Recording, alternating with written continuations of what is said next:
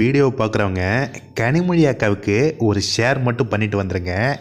ஏன்னா கனிமொழி அக்காவை கிழின்னு தைரியமாக முகத்தை காட்டி இந்த வீரத்தமிழிச்சு பேசியிருக்காங்க. இதற்காகவே ஒரு ஷேர் பண்ணிவிட்டு இந்த வீடியோவை ஷேர் பண்ணிவிடுங்க.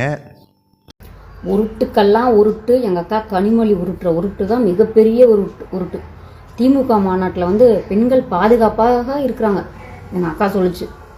அப்படியே எல்லாரும் மேடையில் ஆர்ப்பரிச்சாங்க, இந்த ஆட்சி தான் பெண்களுக்கான ஆட்சின்னு. ஆனால் பீகார்லேருந்து நம்மளை நம்பி பொழைக்க வந்த கணவன் மனைவி 2 வயசு குழந்தைய கூட விட்டு வைக்கலாம். அந்த படுபாவின் நாதாரினாங்க. இதுக்கெல்லாம் நீங்கள் வெக்கப்படணும், வேதனைப்படணும். கணவன் முன்னாடியே மனைவிக்கு பாலியல் தொல்லை கொடுத்து கொடூரமான முறையில் கொலை, அந்த கணவனும் கொலை, 2 வயசு குழந்தையும் கொலை. இது யாரோட ஆட்சியில்? இந்த திராவிட மாடல் ஆட்சியில். கனிமொழி அக்கா அவங்க அண்ணன் தான் முதலமைச்சர்ன்றே மறந்துடுறாங்க. பக்கத்து ஸ்டேட்டுக்கெலாம் போயிடுவாங்க எல்லாரும் மெழுகுவர்த்தி எடுத்துகிட்டு. இது நம்ம ஸ்டேட்டில் தான் நடந்திருக்கு. இதுக்கெல்லாம் காரணம் இந்த போதை தான். அதிமுக ஆட்சியில் புரட்சி தலைவி அம்மா அவர்களோட ஆட்சியில் குழந்தைகளுக்கு லேப்டாப்பை கொடுத்து படிக்க அனுப்பிச்சாங்க. இந்த ஆட்சி சாராய பாட்டிலை கஞ்சாவையும் குடிக்குது. இந்த திருட்டு திராவிட மாடல். எங்கே பார்த்தாலும் சாராயம், கஞ்சா, போதை. இந்த நடக்கிற அத்தனை குற்றங்களுக்கும் போதை தான் முதல் ஒரு காரணமாக இருக்குது.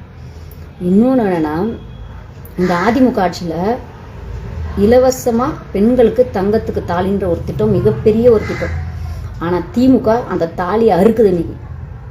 பாருங்கள், இலவசமாக லேப்டாப் கொடுத்து படிக்க அனுப்பிச்சது அதிமுக. பெண்களுக்கு தாலிக்கு இலவச தாலியும் 50,000 பணமும் கொடுத்தது அதிமுக. அந்த தாலி அறுக்குது இன்னைக்கு திமுக. திருப்பி இந்த திமுகவோட ஆட்சி நமக்கு தேவையா? பள்ளி கல்வித்துறை இன்னைக்கு பல்ல காட்டிக்கிட்டு இருக்குது. அந்த பீகாரோட கொலையை எத்தனை பேர் ஃபுல்லாக படிச்சிங்கன்னு தெரியல, பாலிமரில் பார்த்தீங்கன்னு தெரியல. அப்படியே மனசே ரணமாக இருக்குது. பொம்பளை பிள்ளை பெற்றவங்களுக்கு அதோட வலியை தெரியும். அந்த பொண்ணு இறக்கும்போது எவ்வளோ ஒரு வேதனையை அனுபவிச்சு இறந்துச்சுன்னு தெரியல. அந்த ஒரு மரணம்லாம் திருப்பி நமக்கு நடக்கவே கூடாது.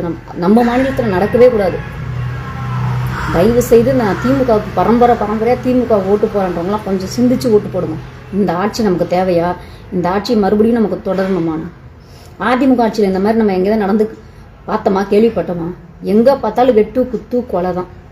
கனிமொழி அக்கா சொல்கிறாங்க, இப்போது இளம் விதவிகளின் சங்க தலைவி எங்கள் அக்கா கனிமொழி அக்கா சொல்லுது, படிப்படியாக நாங்கள் குறைச்சிடுவோம். எப்போ ஆட்சி முடியும் போதா குறைப்பீங்க நீங்கள்?